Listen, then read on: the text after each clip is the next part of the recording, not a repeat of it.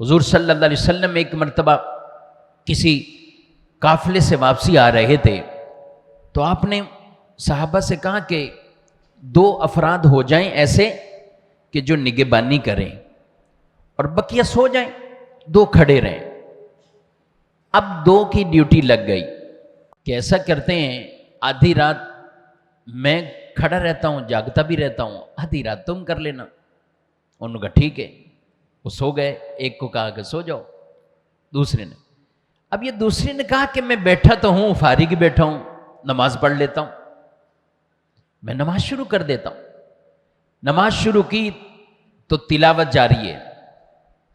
دشمنوں نے کہیں سے، کفار نے دیکھ لیا کہ یہ کوئی شخص ہے، ادھر کوئی لوگ ہیں، پتہ نہیں کوئی دشمن ہے، کون ہے، جاسوس ہیں، تو انہوں نے ایک تیر چلا دیا۔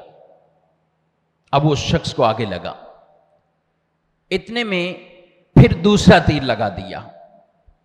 اب اس شخص نے جلد جلد اپنی نماز جیسے تھی کمپلیٹ کرتے ہوئے ساتھی کو اٹھایا کہ کوئی حملہ کرنے آ گیا۔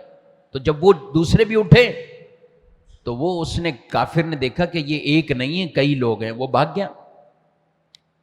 تو یہ دوسرے صحابی کہنے لگے کہ آپ کو تیر لگا اور پھر بھی آپ اس حالت میں کیفیت میں تھے تو آپ مجھے جگا دیتے۔ تو انہوں نے آگے سے جواب دیا کہ میں نے نماز شروع کی تھی اور سورۃ الکہف پڑھنا شروع کی ہے، سورہ کہف پڑھنا شروع کی ہے۔